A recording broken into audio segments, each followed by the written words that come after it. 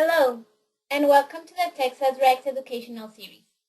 This session is being recorded and will be posted on the texasrex.org webinar page if you want to review the content or share the information with your friends and colleagues. Our speaker today, Sharon Rose, will be speaking about workflows, how to incorporate the patient portal.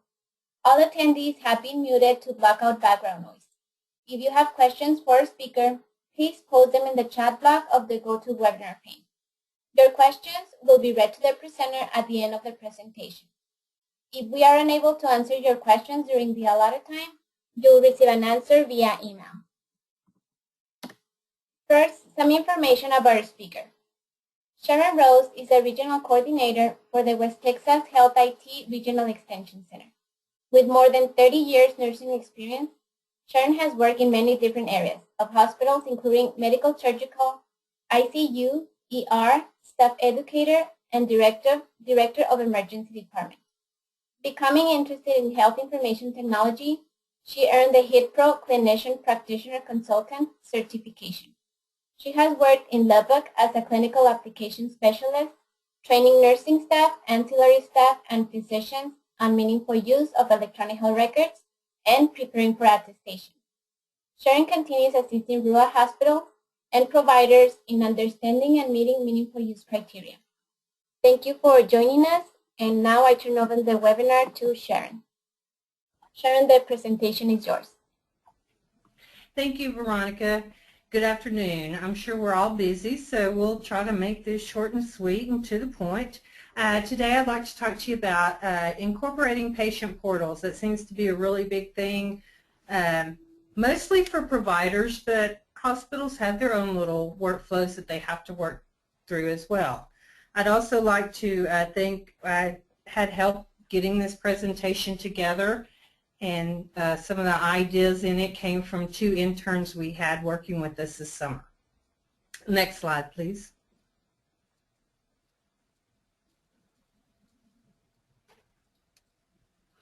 Today what we want to do is define the patient portal, discuss how to improve patient adoption, identify needs for successful implementation, explain the benefits for providers as well as your patients, and discuss meeting MU objectives via the patient portal.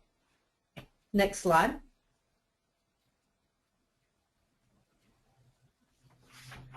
So what is a patient portal? As you can see from the pictures, there's lots of different setups depending on who you go with and who your vendor is. But basically it's an online application where your patients can interact and communicate with the practice as well as its physicians. It's one of the best improvements a practice can make. Will help with patient service, patient satisfaction, and staff workflow. So later on in life, most physicians are going to be looked at not only for the quality of care they give, but also for their patient services and satisfaction that they have. And most of the patient portals are provided by your EHR vendor or through a third party. And it represents little value if your patients are not signing up. Next slide, please. The first thing you need to do is you need to get buy-in for engagement. And this is where your providers and your staff are really influential. You need to find someone to be your staff champion who is going to be the so-called person in charge of getting patient education and engagement. Registration and adoption won't occur unless they are encouraged to. So you need to think about it beforehand, launch a campaign to promote and advertise the service and the conveniences that it will have to your patients. You need to have a meeting with your staff and talk about what you're going to do to launch this campaign, and everyone has to be on the same page. It doesn't help if you have a staff champion and they're doing all the encouraging and the go-getter for getting those patients to get engaged if the rest of the staff are not on the same page. You need to focus on the value of what the patient portal will have for your patients and really explain to your providers and staff what their roles are in making it successful. Some of the workflow may change a little bit for each staff person, but ever since the adoption of EHRs, everything's been about changing the workflow to get better engagement with staff, and now we're just changing it a little bit more to get better engagement with your patients. And this little comic we found in all the way to the left-hand side, that's where EHR started. This is where the idea for new HR starts getting a little complicated. So now that we've gone through stage 1 and we're approaching stage 2, it is getting very complicated. So the first thing you need to do is really establish a goal. What do you want out of your patient portal? What are available to your patients? You need to be able to increase the awareness and establish realistic targets. And these are things that you need to talk about in your staff meeting. You need to know what the responsibility and objectives and the timeline are. What can your patient portal do?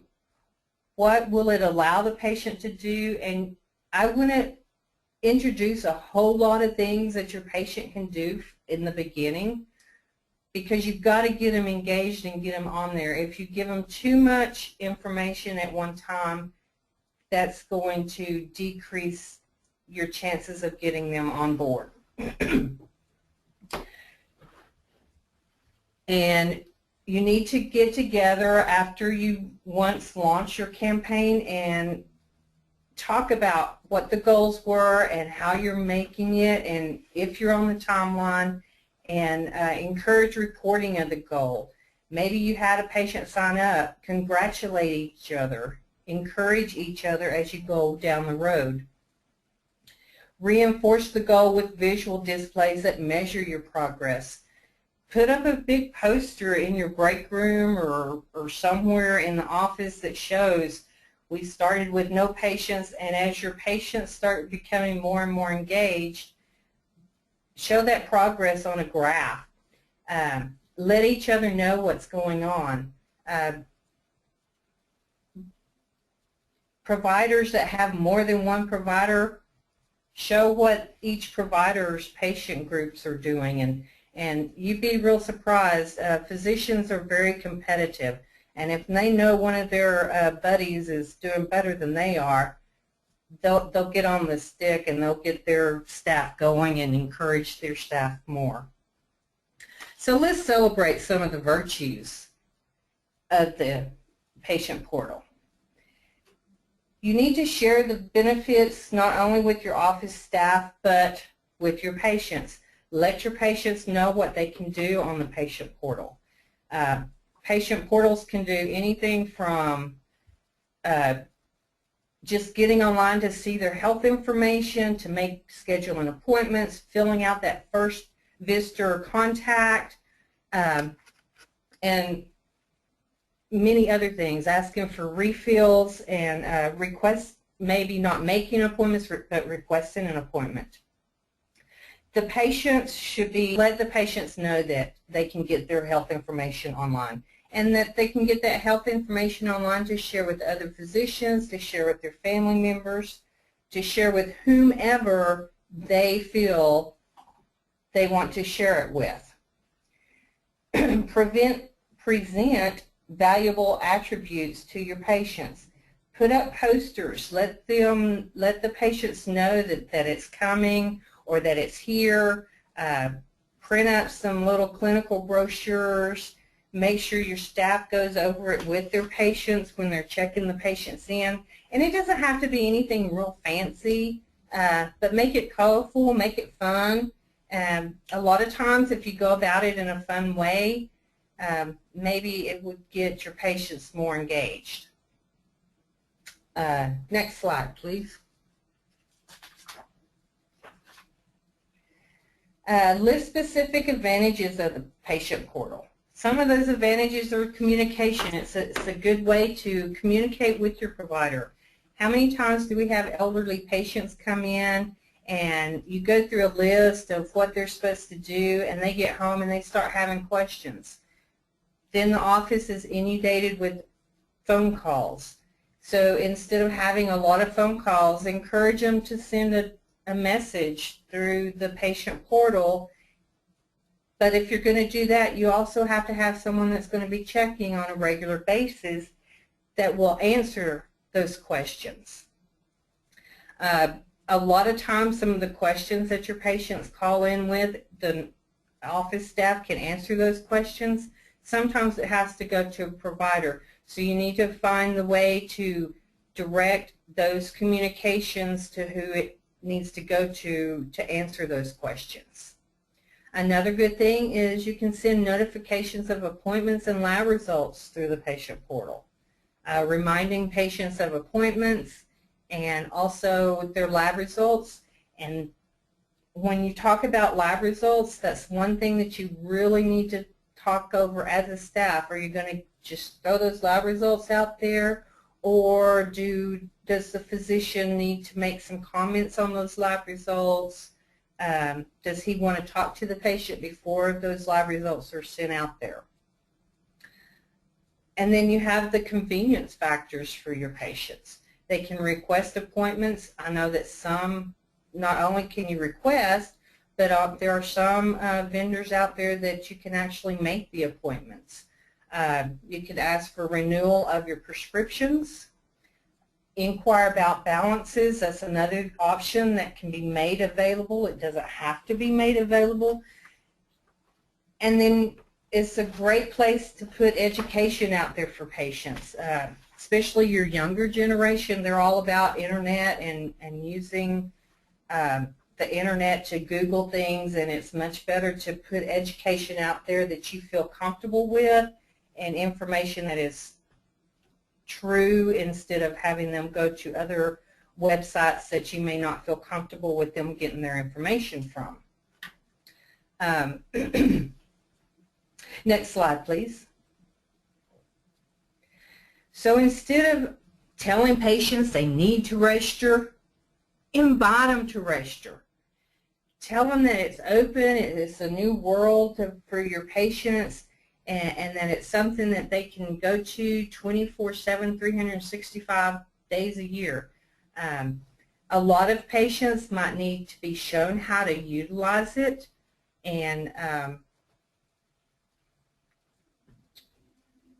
so instead of them, like I said earlier, making phone calls during office hours, they can get online and send online messages.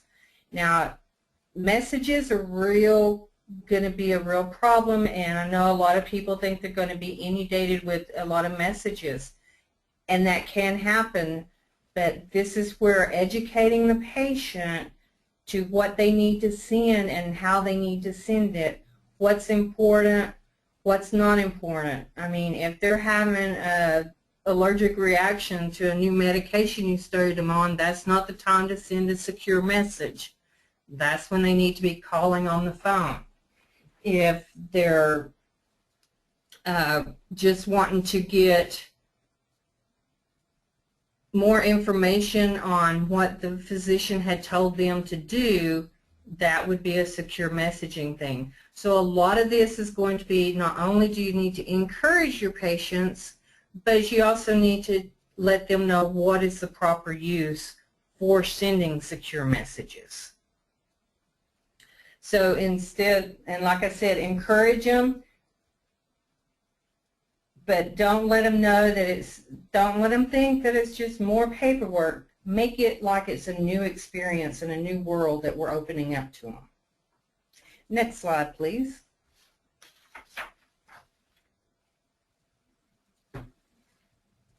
And well, that last bullet on that was, yes, you can, if you have the staff and the manpower to do it, you can even have the patient look at what the patient portal is and kind of go over it with them at the time.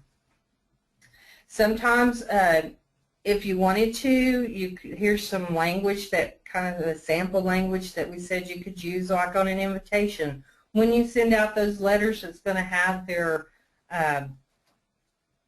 user ID and their password to invite them to go to the patient portal. Let them know that you can be communicated 24 hours a day, 7 days a week. But there again, you might want to put your own stipulations on there. If your practice isn't going to have someone checking that 24 hours a day, do not let them know that they can send secured messages 24 hours a day. Let them know that they can send a message at any time, but those messages will only be looked at maybe during office hours, maybe a day or so, or maybe not till the next morning, maybe a couple hours after the office closes. Promote the patient portal. I think a lot of things that you might want to, other than just the patient being able to get on there and look at their health information, one of the big things that I personally would love to be able to do is schedule my own appointments. So that might be one of the first things you want to put on there, is schedule your appointments. The other thing that I personally think would help was being able to do all of that mounds of paperwork, especially for a first-time patient, doing all that paperwork before I get to the office. Because it's real stressful when you've got a new patient come in and you give them a 10-page booklet to fill out on their history, and then they're trying to get that done so they can get in to see the doctor, and then they get called back and they haven't finished, and so that can be a real stressful time for them. So you might find a way. I know if it's a new patient, it's hard to go ahead and invite them onto a patient portal, but you can always give them you can put that first time paperwork on the website that is housing your portal and still make it accessible for those first-time patients.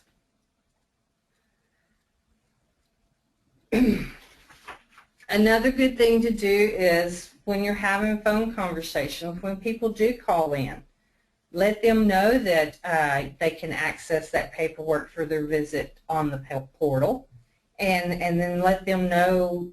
It will also give them directions to your office so they can complete their paperwork, which would save them time. They could make any changes. I mean, how many times are you asked, is your telephone number the same, is your address the same? So they can go in, and if that's one of the options that you allow them to do, they can make changes to it. Or they can at least go on there and see what changes they need to let you know need to be made once they do show up for their appointment. Invite the patient to your portal by capturing their email address. That's the big important thing. They need to have an email address so that you can send this letter of invitation to the patient portal to them. Some other things that you can also think about when you're looking at phone conversations: when you have somebody on hold, let that be one of the messages that is talked about while they're sitting on hold, that you now have a patient portal that they can access information to, and if they don't have access to the patient portal, that's a good place to tell them to ask for how to access the patient portal and what the web address is.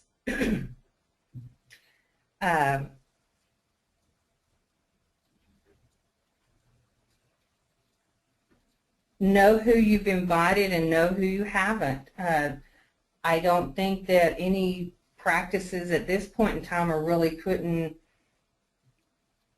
any nix on any other patients. But, you know, if you have a mixture of elderly and younger patients, how many elderly patients do you know have an email address? I know my mom has one, but that's basically so she can send emails to family and things. Would she be willing to get on a patient portal? I don't know. That would be a hard thing. And those are the patients that are going to be the most hard to get engaged on a web, those that are not used to computers. The younger generation that grew up with computers, they're all about being on the computer and getting on there. But it's going to be your elderly population that you're going to have to educate more and encourage more that is available to them. And it's always nice if they have a family member that can help them with that as well. Here again, encourage new communication with patients. This is what I was talking about earlier. Put it on your hold messaging. Have those posters displayed. Some of the creative things that the interns came up with was to create, if you do patient mailings, create an insert for that. If you do get their email address, make it a fun thing and colorful invitation that you can send to them. Another thing they came up with is get something that looks like a prescription, but yet it's a message on there that talks about the availability of test results or renewal requests or the things that they would have access by being on the patient portal. And then as we go along, there's always going to be frequently asked questions, so you can always, the ones that are most frequently asked, you can create a page, a document for those questions that they ask, so that you can hand that sheet to them, so once they leave the office, if they can't remember what the answer to your question was, then they have that right there in black and white in front of them. Next slide. Incent patients with time. Shorter wait times when they access the portal and upload their information. That will help alleviate some of the time that's spent when the nurse and the provider is trying to get all that information entered on the patient. Your established patients, a lot of times all that information is there, but you do have to go through and make sure that there hasn't been any changes. Well, some patient portals, and here again, it all depends on what your office decides that patient can do with that information. Some of them allow them to be able to access the portal and change information. Others, they'll need to be changed by the clinic nurse, but it can save them time. And especially if, like me, I always forget to call and ask for refills. If I could get on the internet and do it, I'm good. So that would be a real big one. Let them know that they can request that refill request, but it may be 24 to 48 hours before it's actually filled. So those are the guidelines and the steps that you really need to educate your patients on. And it's going to be, it's not all going to be fun and great overnight. You're going to have to keep working at it, and eventually, once everybody gets used to it, it's just like anything new. Once you get used to it, it's always going to seem a lot better on the backside. Next slide. This is a workflow which may be a little bit difficult because it's small, but this is a workflow that we had come up with to give to some of our clients of the HITREC. And this just kind of shows the workflow. When the patient arrives and they sign in, it's like, do they have access to the patient portal? If they don't, find out, get their email address so that you can send that information to them. I was in an office just the other day where they actually, I've heard a lot of offices talking about putting kiosks in their waiting rooms, and a lot of them are kind of debated on that, whether they want to or not, because they're afraid that, especially in offices like pediatric offices or family practice that has a lot of kids in it, that the kids will think it's a video game to play on while they're waiting to see the doctor. But I was in an office just the other day, and they actually had theirs mounted on the wall next to the reception window. And it was high enough where unless you were a tall kid, it was more adult height, where it out of the way of little hands getting on it and messing with it. But they actually used it where the patients used it to sign in and could look at their information and tell the receptionist that everything was correct or make changes. I also saw in another office I was in not too long ago where they did it by, the first time you came in they had a fingerprint, and they did it by fingerprint. So once you put your fingerprint on the button, it pulled up your information and you could check and see if your information is right. So there's different ways that you can go about it, and I really kind of wanted to hone in on that. It's not a one-size-fits-all. You have to get together, you have to talk among your staff and find out what is the best way to do this for your staff. You know, a one doctor office isn't going to do things the same way as a multiple provider office. So you've got to incorporate what is best for your office, and this workflow here is kind of a way that you can kind of map it out and see how it needs to flow and what you can add in there, and you can make changes to it for each specific office depending on what their workflow is at this time. But this was kind of a workflow that we came up with to help some of our providers try to figure out how they were going to promote it and what they needed to do. In fact, a lot of our providers, we started talking to them last year about this time because we knew the patient portal was coming, and we told them to go ahead and start getting those email addresses, so once they got their patient portal implemented, they already had email addresses in their system and could start sending out invitations to get on the patient portal at that time. Next slide, please.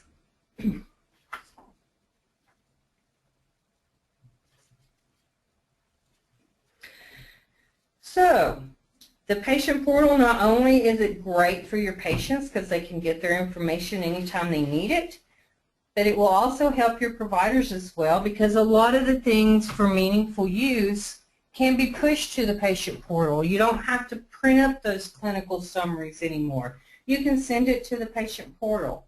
Patient education, you can send it to the portal, and you can have more education available to them depending on what the needs of your patient clientele are.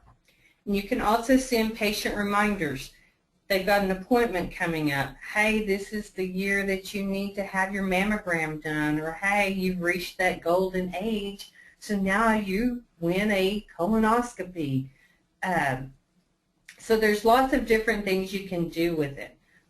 But the patient portal has to be promoted, and it has to be promoted well, and you can't ever stop, because I have worked with patients, like she said, I've been in the healthcare industry for over 30 years, and it's always continually reminding those patients that that portal's out there, that there's lots of good information on it, and that their clinical summaries are important, especially if you're a family practice office and your patients have a cardiologist and an endocrinologist. They can get that information and take it with them.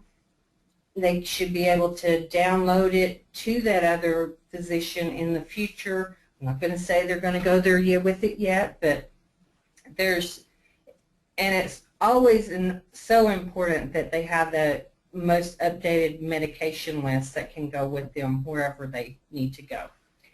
Next slide, please. So, in wrapping it up, make it fun and make it actionable. The reality is registering for a patient portal does take time. They can't just go in there and log in and put in the password that you gave them. They will need to change their password, and they'll need to look at the information. They'll need to learn how your web portal looks and where to go to get things. But if the providers and your staff are excited about it, the patients will get excited too. Because you know the old saying, excitement begets excitement. Well, the same thing happens. If you have a negative team player, your patients are not going to be as excited about it as the rest of you. So negative really shuts down positive things in a big way. But on the other hand, don't be too serious. One of the examples that the interns came up with, they had seen this work. July 20th is National Lollipop Day. One of the clinics that they happened to be in was celebrating, and they had lollipops, and the information about the patient portal was on those lollipops, on the stick. There's lots of things you can do as far as that goes. Buy lots of pens, have your web address and patient portal access on that. So you have to kind of step out of the box a little bit and think of what would be fun and really try to get your patients to engage in what's going on. So I want to thank you all for joining us today, and if you have any questions, I'll try to get those answered for you. Thank you. Thank you, Sharon. We have one question. It says, large majority of our patients are elderly and either does not have email or do not want or care to access their medical records.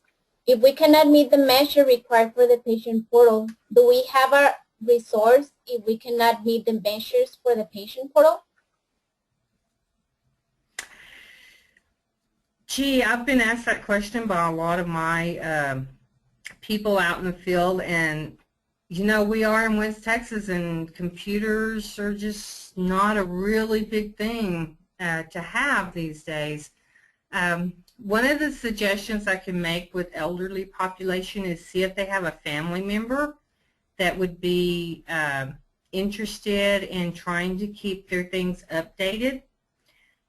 But I would have to look into the last part of that question as far as if they can't meet that measure because their population is more elderly.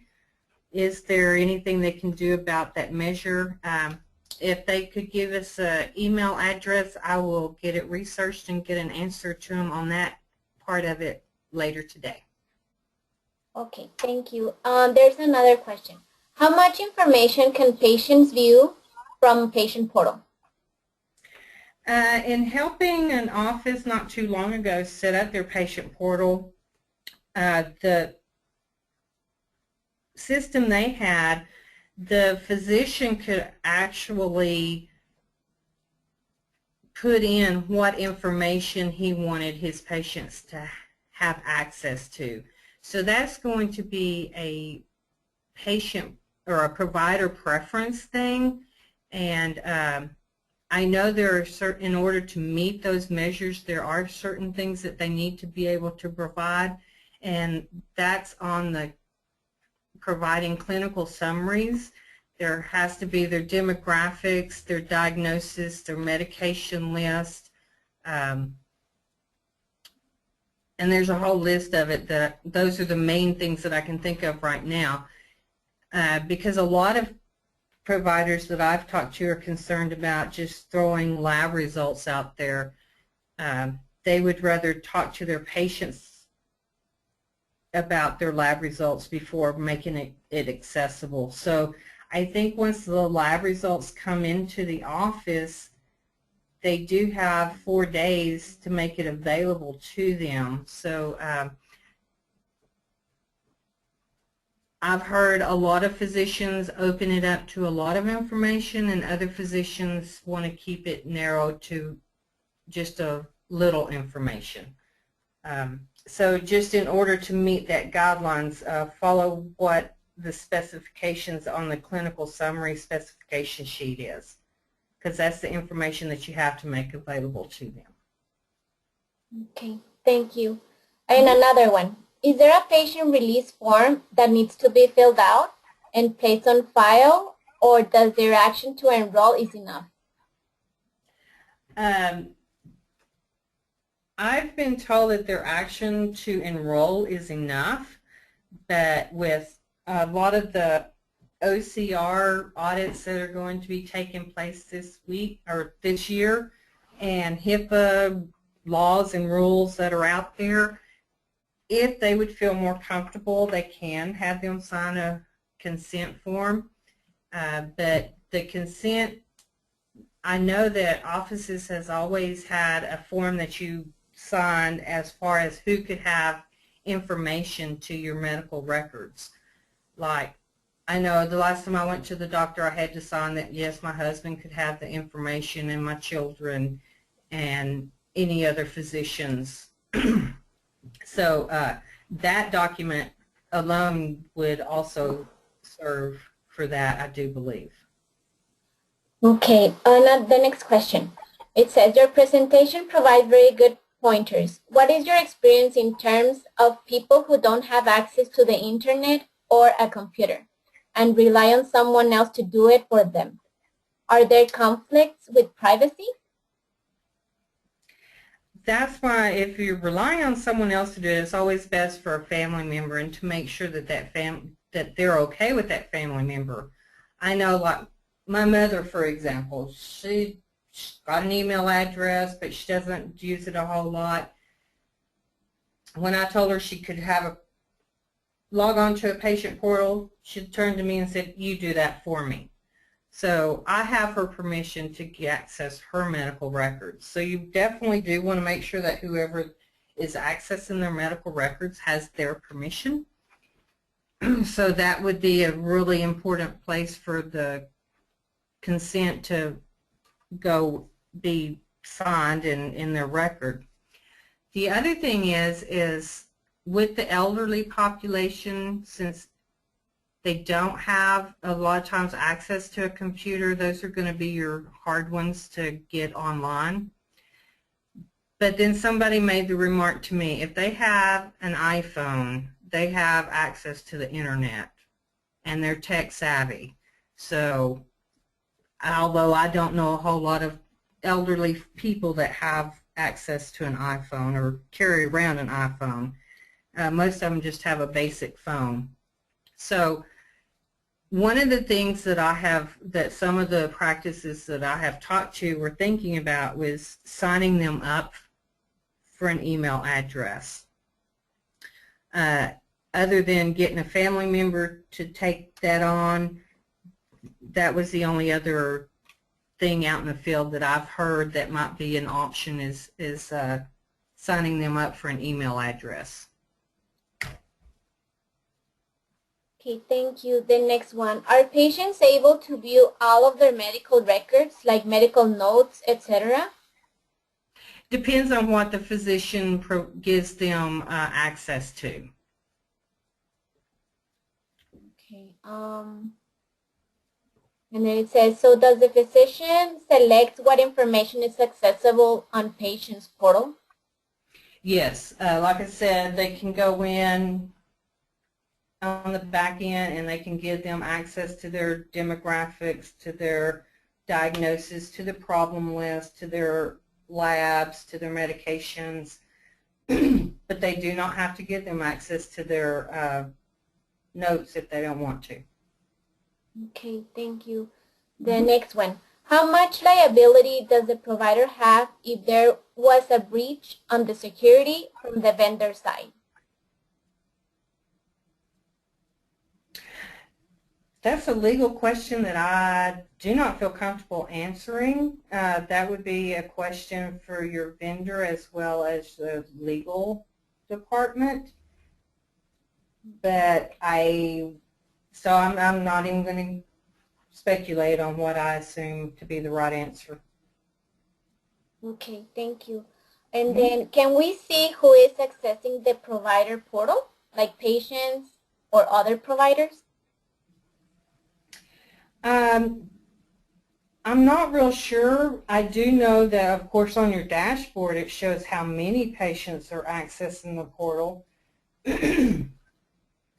And I'm not real sure because I haven't ever looked, but I know one of the things that they have talked about in some webinars that I've gone to and some articles that I have read is all EHRs are capable of doing security audit trails so that you can get in there to make sure that the people accessing records have the permission to do that. And with the OCR audits that are coming out, that's one thing that practices need to do on a monthly basis, is make sure that they do a security audit tracking to make sure that there's no breaches. And so I can't say for sure, but that if you are able to see who's accessing their portal, that would be the one way that you might be able to see. Okay. And of course, most of those meaningful use reports, you can get a detailed report, and that would also show you who is accessing their portal. Okay, thank you, Sharon. And those are all the questions that we have. So Okay. now we would like to give a mini advertisement. Edgar Gonzalez from the Gulf Coast Regional Extension Center is going to talk about the services they offer. Edgar? Hi, thanks, Veronica. Thank you, Sharon, for sharing the information. I appreciate that tremendously. Listen, if we can give a virtual lollipop to the remaining 32 attendees, that would be really great in the webinar.